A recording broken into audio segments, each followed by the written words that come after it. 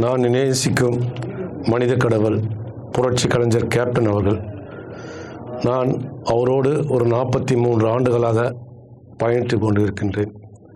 ரசிகர் மன்றமாக இருந்த காலப்போது, அரசியல் இயக்கம் தொடங்கிய போதும் தொடர்ந்து அவரோடு நான் பணியாற்றி கொண்டிருக்கின்றேன். அவருடைய ஒவ்வொரு பிறந்தநாள் என்று சொன்னாவே எங்களுக்கெல்லாம் ஒரு திருவிழா போல தான் நாங்கள் கொண்டாடுவோம்.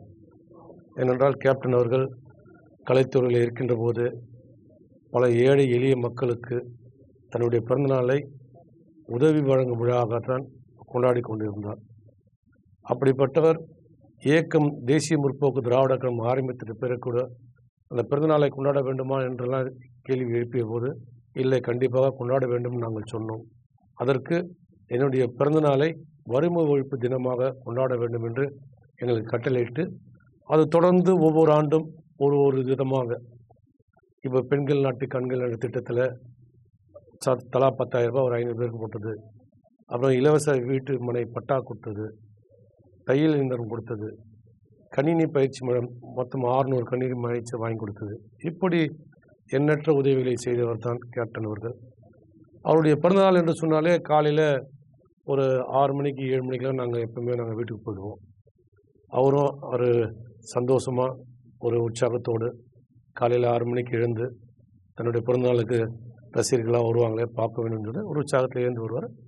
அந்த நேரத்தில் நான் எப்பயுமே அவர் வீட்டுக்கு போவேன். அப்படி நான் கொஞ்சம் லேட் ஆகிடுச்சுன்னா போதும், உடனே என்ன பண்ணுவார், தொண்டர்படி கூப்பிடுவார், எங்கே பாஸ் எங்கே காணோம், பாஸ் எங்கே காணோம். ஏன்னா இந்த தொண்டர்கள் வந்து கூட்டத்தை சரி செய்யறதுக்கு நான் கூட இருந்து நல்லா பக்காவாக செஞ்சு கொடுப்பேன்.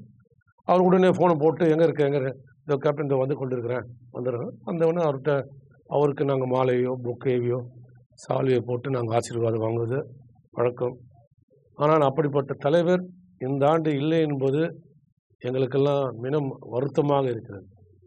ஏன்னா 43 ஆண்டுகளாக அவரோட எல்லா விதத்திலும், அவர் எங்கே காரில் சென்றாலும் சரி, இல்லை அவர் ரூமில் இருந்தாலும் சரி, இல்லை இந்த கட்சி ஆஃபீஸில் அலுவலகத்தில் இருக்கும்போதும் சரி, இல்லை வரும்போது சரி, அவர் வரவேற்று மேலே எட்டுமே கூடு. அப்படிப்பட்ட மனிதன் இன்றைக்கு எங்ககிட்ட இல்லைன்னு சொல்லும்போது கண்டிப்பாக எங்களுக்கெல்லாம் மிக வருத்தமாக இருக்குது, கண் கலங்குகின்றது. நல்ல மனிதன், இந்த தமிழ் மக்களை நேசிக்கக்கூடிய ஒரு தலைவர், இந்த தமிழ் சமுதாய மக்களை வாழ வைக்கக்கூடிய எண்ணம் படைத்த ஒரு தலைவர். அப்படிப்பட்ட மக்கள் தலைவரை இன்றைக்கு இல்லை என்று சொல்லும்போது ரொம்ப வருத்தமாகிறது. இருந்தாலும் அவருடைய பிறந்தநாள் என்றும் போல் அவர் தெய்வமாக இருந்து எங்களையும் தொண்டர்களையும் தமிழ் மக்களையும் அவர் ஆசீர்வதிக்க வேண்டும் என்று நான் தாய்மையோடு கேட்டுக்கொள்கிறேன்.